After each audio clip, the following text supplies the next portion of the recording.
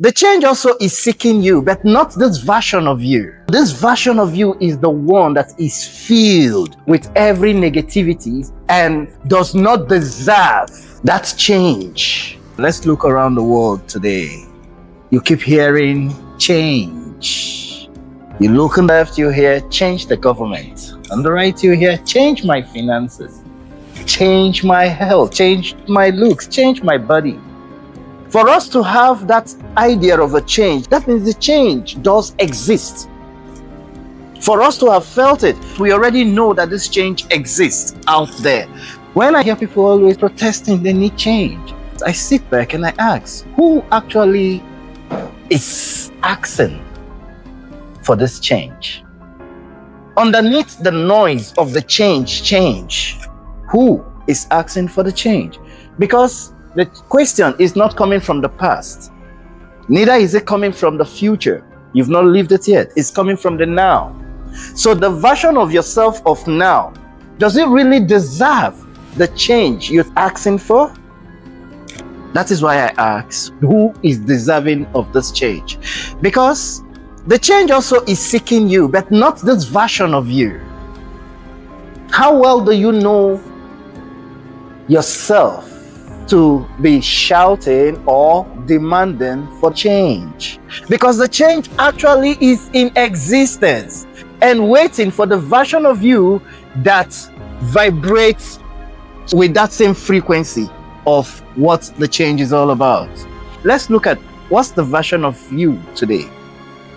The version of many of us today, you will see, is the version of us that complains, the version of us that self-sabotage, that is filled up with negativity bias.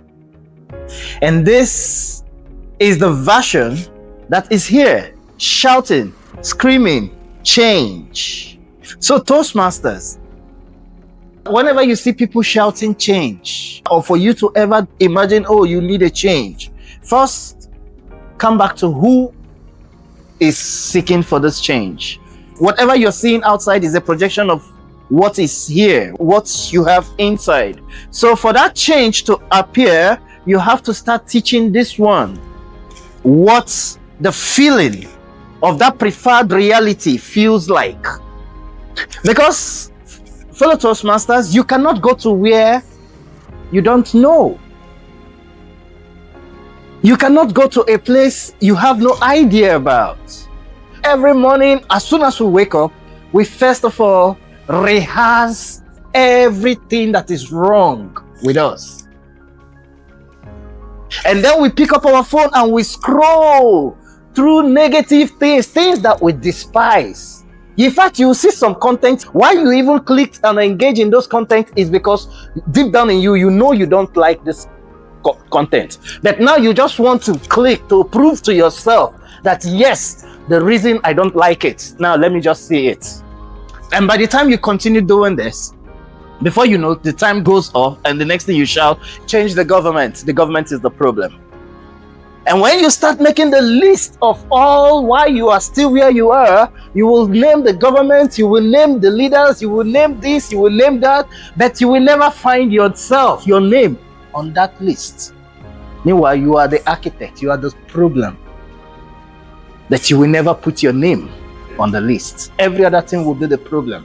So this version of you is the one that is filled with every negativity and does not deserve that change. Like now, okay, let's change my relationship. Who is changing to the next relationship? Have you done the work with yourself? This is why I never blame anything outside of me. This is why you must have accountability of whom you are. Once you come to that level of owning what goes in your mind and being the watcher of what you're thinking or how yourself works, how you function, then you will not have any reason to blame anything outside of you, but hold yourself accountable because it is your life, because it is you that let what comes in comes in. It is you that relates with whatever. That way, you start feeding the present moment what the future that you desire feels like.